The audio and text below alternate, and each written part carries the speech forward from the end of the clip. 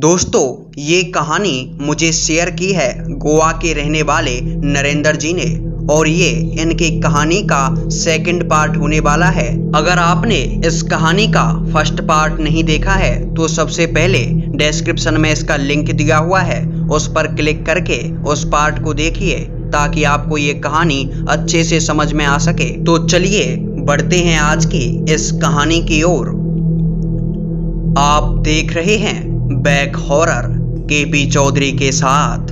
दोस्तों, जब हमें उस जंगल में चारों तरफ से वो डरावनी आवाजें सुनाई देने लगी तो हम पांचों ही दोस्त काफी ज्यादा डर गए और हम डरकर अपने टेंट के भीतर चले गए।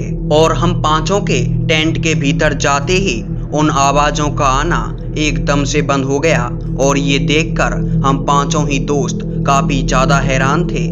लेकिन काफी देर तक उस टेंट के अंदर बैठे रहने के बाद जब अरुण हिम्मत करते हुए उस टेंट से बाहर निकला तो वो एकदम से चिल्ला पड़ा, नरेंद्र वो देख वहां पर क्या है। और अरुण की ऐसी डरावनी आवाज को सुनकर हम चारों ही दोस्त एकदम से टेंट से बाहर निकले और जब हमने देखा तो हमें पता चला कि हमारे टेंट के पास ही एक पेड़ के पीछे से दो आंखें हमें घूरे ही जा रही थीं। और उन आंखों को देखने के बाद हम पांचों ही दोस्त काफी ज्यादा डर गए थे कि तभी मेरा दोस्त ओम राजीव से बोला, राजीव तू गाड़ी निकाल यार।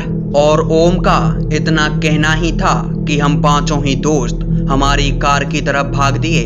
दरअसल हम जब होटल से इस जंगल में रुकने के लिए आए थे तो हम एक कार में आए थे और उस कार को हमने एक पेड़ के नीचे हमारे टेंट के पास ही खड़ा किया था। लेकिन जब हम उस जगह पर पहुंचे तो हमें वहां पर ना कोई कार दिखाई दी और ना ही कोई पेड़। और जब हम उस जगह पर पहुंचे जहां पर हमने हमारी कार को खड़ा किया था तो हमें ऐसा लग रहा था कि मानो हम इस जगह पर पहली बार आए हों और हमने इस जगह को पहली बार ही देखा हो, क्योंकि वो जगह अब पूरी तरह से बदल चुकी थी। मुझे अच्छे से याद है कि हमने हमारी कार हमारे टेंट से लगभग 100 मीटर की दूरी पर ही खड़ी की थी और जब दिन निकल रहा था तो हमें हमारी कार अच्छे से दिखाई दे रही थी। लेकिन रात हो जाने की वजह से थोड़ा ज्यादा ही कोहरा हो चुका था और इस वजह से हमें हमारे टेंट से उस कार का दिखाई देना बिल्कुल बंद हो चुका था। पर जब हम उस जगह पर पहुंचे और हमने वहां हमारी कार को नहीं पाया तो हम काफी ज्यादा डर गए थे। मेरा दोस्त योगेंद्र बोला कि यार कहीं इस कार को कोई चोर लुटेरा तो नहीं ले गया। लेकिन तभी मेरे दोस्त ओम ने कहा, अरे भाई इतनी रात हो रही है और इस जंगल में कोई आता जाता तो है नहीं, तो यार कार को कौन ले गया होगा। और अगर कोई कार को लेकर भी जाता तो उसके स्टार्ट होने की आवाज तो हमें सुनाई देती। हम सभी दोस्त डरते हुए उस कार के बारे में बातें ही कर रहे थे कि तभी उस जंगल का माहौल एकदम से बदल गया। जहां थोड़ी देर पहले उस जंगल का एटमॉस्फेयर बिल्कुल शांत था, लेकिन मात्र 2 ही मिनट में उस जंगल में न जाने कहां से काले बादल मंडराने लगे और अचानक से बारिश होना शुरू हो गया।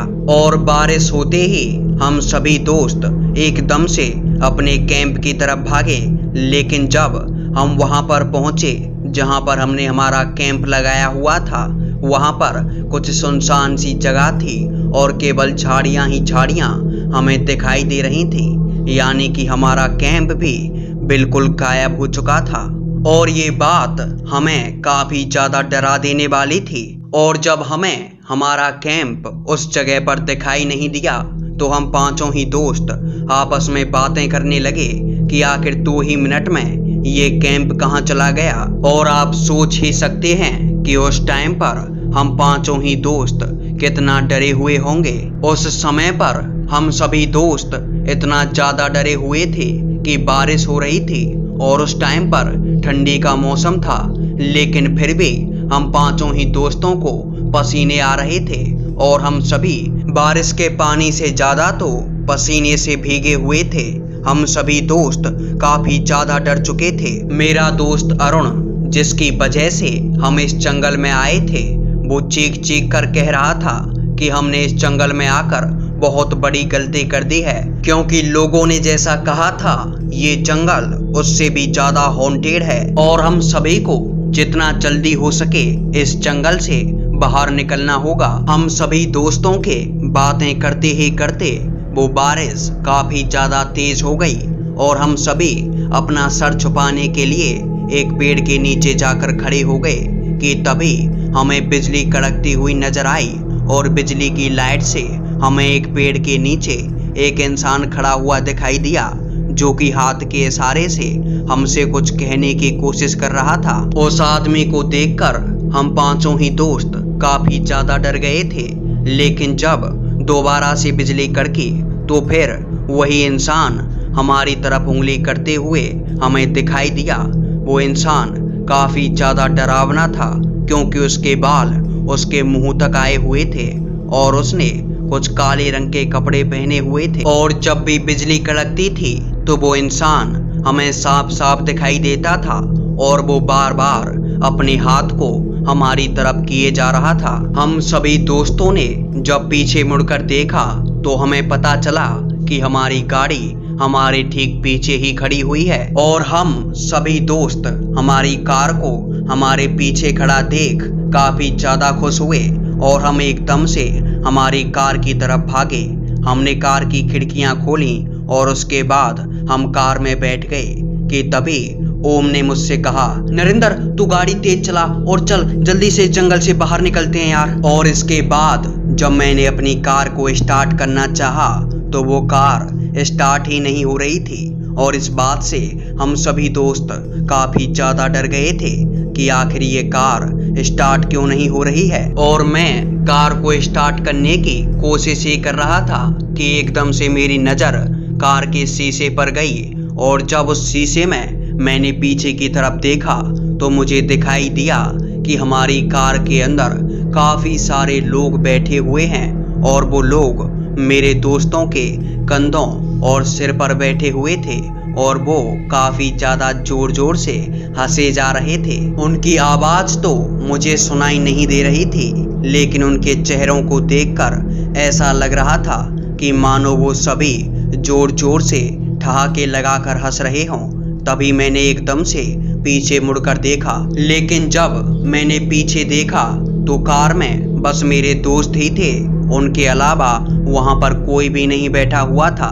लेकिन उसके बाद जब मैंने अपनी मुंडी घुमाकर शीशे की तरफ देखा तो फिर से मुझे मेरी कार के अंदर काफी सारे लोग हंसते हुए और बैठे हुए नजर आए। और इसके बाद मैंने अपने हाथ के इशारे से मेरे बगल में बैठे हुए अरुण से शीशे में देखने के लिए कहा, लेकिन जब अरुण ने शीशे में देखा तो अरुण भी डर भरी निगाहों के साथ मेरे चेहरे की तरफ देखने लगा। तो मुझे समझ में आ गया था कि अरुण को भी वो सभी लोग पीछे बैठे हुए नजर आ रहे हैं। लेकिन हम दोनों ने पीछे बैठे हुए हमारे दोस्तों से कुछ भी नहीं कहा और हम उस गाड़ी को स्टार्ट करने की कोशिश करने लगे, लेकिन गाड़ी स्टार्ट ही नहीं हो रही थी कि तभी पीछे से ओम ने मुझसे कहा, अरे यार नरेंद्र तू गाड़ी स्टार्ट कर भाई और हम निकलते हैं इस जंगल से। और ऐसा कहते कहते उसकी भी नजर गाड़ी में लगे शीशे की तरफ गई और उसने भी अपने आसपास बैठे हुए उन सभी आत्माओं को देखा और वो काफी ज्यादा डर गया और उसने गाड़ी के दरवाजे को खोलने की कोशिश की। लेकिन जैसे ही उसने गाड़ी के दरवाजे को खोलना चाहा तो उसे पता चला कि ये दरवाजा लॉक हो चुका है। वो किसी से कुछ कहे बिना ही गाड़ी के दरवाजे को खोलने की कोशिश कर रहा था कि तभी उसके पास बैठे हुए राजीव ने कहा, अरे भाई दरवाजा क्यों खोल रहे हो? पता नहीं क्या बाहर कितनी ज्यादा बारिश हो रही है और ऊपर से हॉन्टेड जंगल, हम इस गाड़ी के अंदर ही सेफ हैं भाई, दरवाजा मत खोल। तभी ओम चिल्लाते हुए बोला, अरे काहे के सेफ यार, तुझे दिख नहीं रहा तेरे सर पर और हमारे सर पर कितनी सारी प्रेत आत्माएं बैठी हुई हैं, जल्दी निकलो इस गाड़ी से वरना ये आत्माएं हमें यहीं पर मार डालेंगी। और इसके बाद हम सभी दोस्तों को पता चल चुका था कि इस गाड़ी के अंदर काफी सारी प्रेत आत्माएं हैं और ये आत्माएं हमारे ऊपर ही बैठी हुई हैं और काफी ज्यादा जोरों से हंसे जा रही हैं। इसके बाद हमारे शरीर पर अपने आप कट आने लगे। किसी का गला कहीं से कट गया तो किसी को ऐसा लग रहा था कि मानो उसके शरीर पर बहुत सारे कीड़े एक साथ रेंग रहे हों। और अचानक से हम सभी को एक साथ काफी जोर की प्यास लगने लगी। ऐसा लग रहा था कि मानो हम सभी ने न जाने कितने दिनों से पानी तक नहीं पिया है। लेकिन यहाँ तक तो सब कुछ ठीक था, पर अब वो सभी आत्माएं हमें उस गाड़ी के अंदर ही दिखने लगी थी। और उन आत्माओं से डरकर हम सभी ने एकदम से गाड़ी के दरवाजे खोले।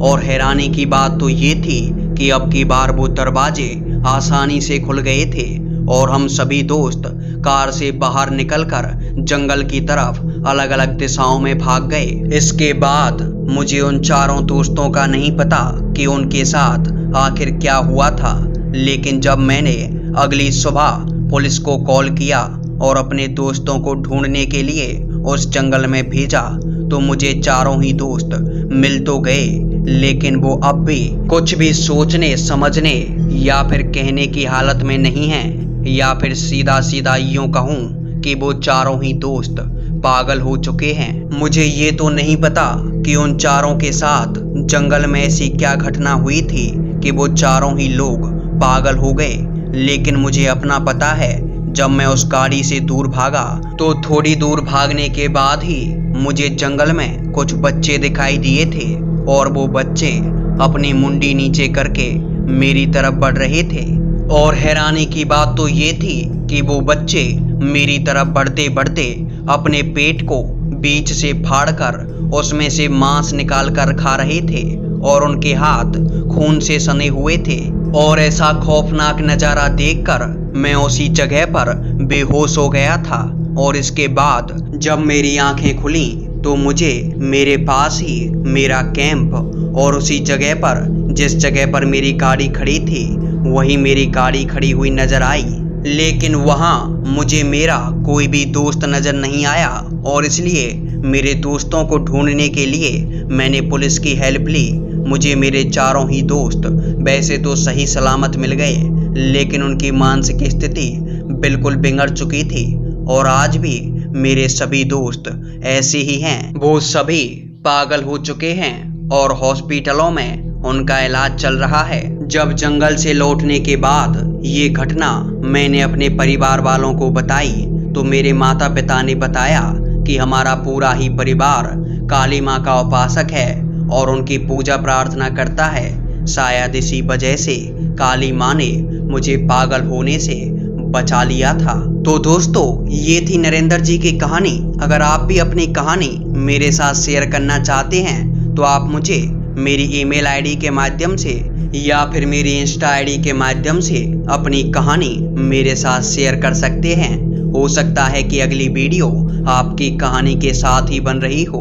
तो आज की कहानी में बस इतना ही। अगर आप इस चैनल पर नए हैं तो इस चैनल को सब्सक्राइब जरूर करना और अगर ये वीडियो आपको अच्छी लगी है तो इसको लाइक करें और शेयर भी करना। नीचे कमेंट में लिखना जय श्री राम, अपना पता और अपना नाम। मिलता हूँ आपसे एक अगली वीडियो में, तब तक के लिए जय हिंद, वंदे मातरम।